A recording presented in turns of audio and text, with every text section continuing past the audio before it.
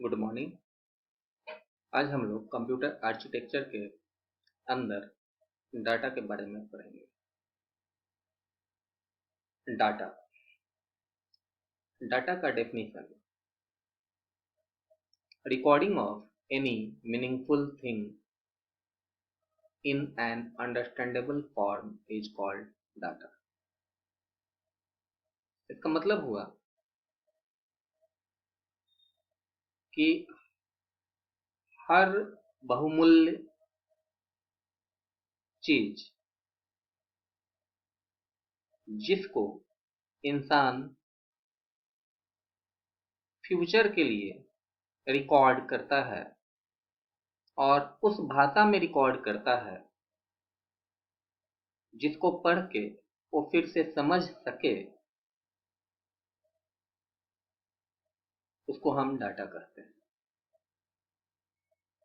एक इंसान के लिए जो चीज उसके लिए मीनिंगफुल नहीं है उसको रिकॉर्ड नहीं करता है, और जब भी इंसान कोई चीज रिकॉर्ड करता है पेन एंड पेपर पे या कंप्यूटराइज वे में, तो उसी लैंग्वेज में रिकॉर्ड करता है जिस लैंग्वेज में वो रिकॉर्ड कर सकता है और फिर दोबारा उसको पढ़ सकता है।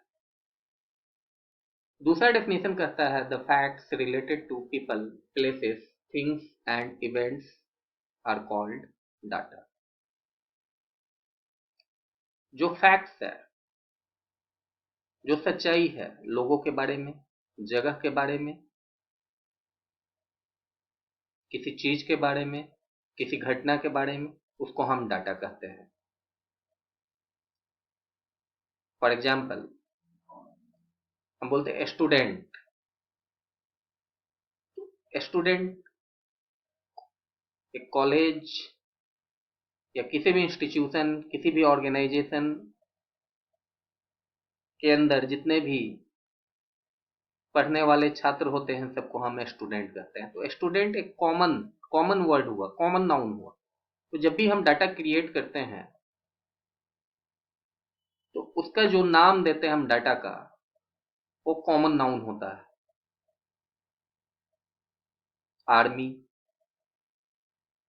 जगह के बारे में, जैसे सीतामढ़ी का डाटा, सीतामढ़ी का क्या क्षेत्रफल है, सीतामढ़ी में कितने ब्लॉक्स हैं, सीतामढ़ी में कितने अनुमंडल हैं, सीतामढ़ी के किस ब्लॉक में कितने पंचायत हैं, एक पंचायत में कितने गांव हैं और उस गांव में कितने लोग रहते हैं।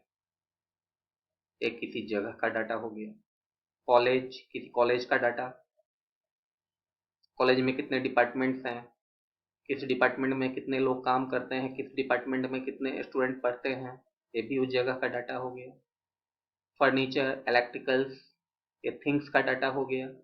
किसी ऑर्गेनाइजेशन के पास कितने फर्नीचर्स हैं, कितने कंप्यूटर्स हैं, कितने फैंस हैं, कितने कूलर्स हैं, कितने एसी हैं, ये थिंग्स का डाटा हो गया। और इंसान, इवेंट्स में आ गया date of birth, date of death, anniversary. तो इनको भी हम रिकॉर्ड करते हैं, इनको हम मनाते हैं, सेलिब्रेट करते हैं, या डेट ऑफ डेथ में हम उसमें शोक प्रकट करते हैं। ये भी डाटा हो गया। तीसरा डेफिनेशन कहता है data refers to the symbols that represent people, events, things and ideas. Data can be a name, a number, the colors in a photograph, or the notes in a musical composition. तो हम कह सकते हैं हर वो चीज जिसको इंसान record करता है वो डाटा है। अब आगे बढ़ते हैं। अगला टॉपिक हमारा है डाटा रिप्रेजेंटेशन। डाटा को रिप्रेजेंट कैसे किया जाता है। Data representation refers to the form in which data is stored, processed, and transmitted. Devices such as smartphones iPods, and computers store data in digital formats that can be handled by electronic circuits.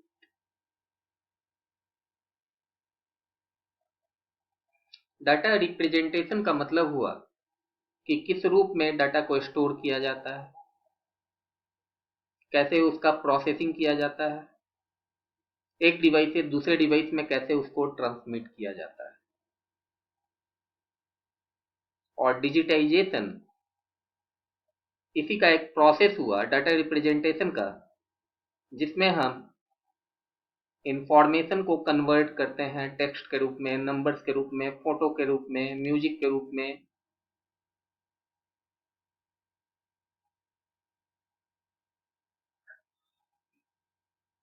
Computer के अंदर number system आपको बताया गया। हमारा जो computer है ये सिर्फ करंट को समझता है, जिसको हम सिग्नल भी कहते हैं। और जॉर्ज बुल एक मैथमेटिशियन थे। उन्होंने बुलियन अलजेब्रा का सिद्धांत लिखा।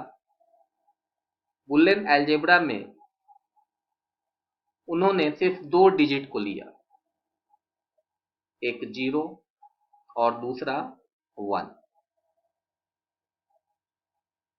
0 को हम ऑफ के लिए, लो के लिए और फॉल्स के लिए यूज करते हैं।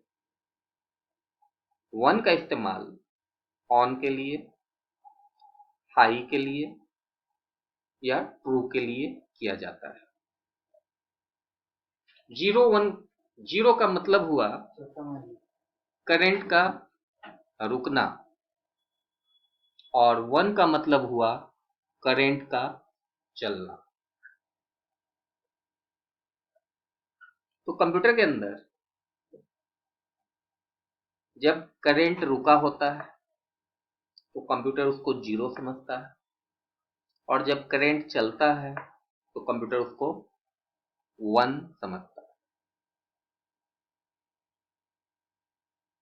अब यहाँ एक क्वेश्चन अराइज होता है कि किस तरीके से कंप्यूटर समझेगा कि कितना 0 आया और कितना 1 आया। तो उसको टाइम के स्लाइस से बांटा गया है।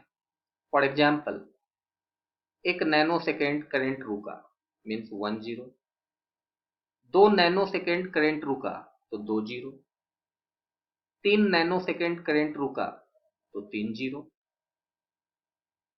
1 नैनो सेकेंड करंट चला 1 1, 2 नैनो सेकेंड करंट चला तो 2 1।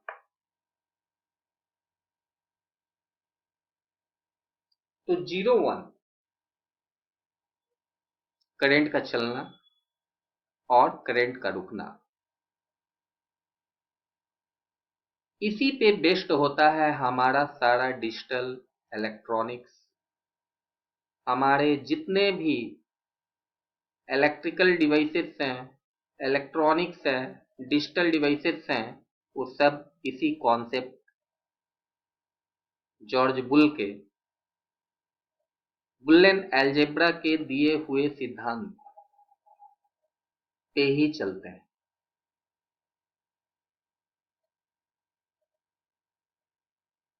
अभी आप लोगों को बाइनरी कन्वर्जन बताया जा रहा है। बाइनरी कन्वर्जन में आप देखेंगे कि एक डिजिट जो डेसिमल नंबर सिस्टम का डिजिट है, उसको जब हम बाइनरी में कन्वर्ट करते हैं तो उसका वैल्यू चेंज हो जाता है। उसी डिजिट को जब हम ऑक्टल में कन्वर्ट करते हैं तो फिर उसका वैल्यू चेंज हो जाता है। उसी डिजिट को फिर जब हम हेक्साडेसिमल नंबर सिस्टम में ले जाते हैं तो फिर उसका वैल्यू चेंज कर जाता है। एक ही डिजिट का वैल्यू हर नंबर सिस्टम में अलग अलग होता है।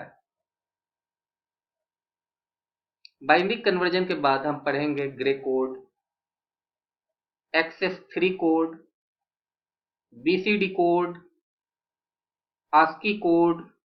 ये डिफरेंट कोड्स हैं इन कोड्स को जब हम पढ़ेंगे तब हमको पता चलेगा कि हमारा कंप्यूटर किस तरह से डाटा को इनपुट करता है, किस तरीके से वो डाटा को स्टोर करता है, किस तरीके से वो डाटा को प्रोसेस करता है।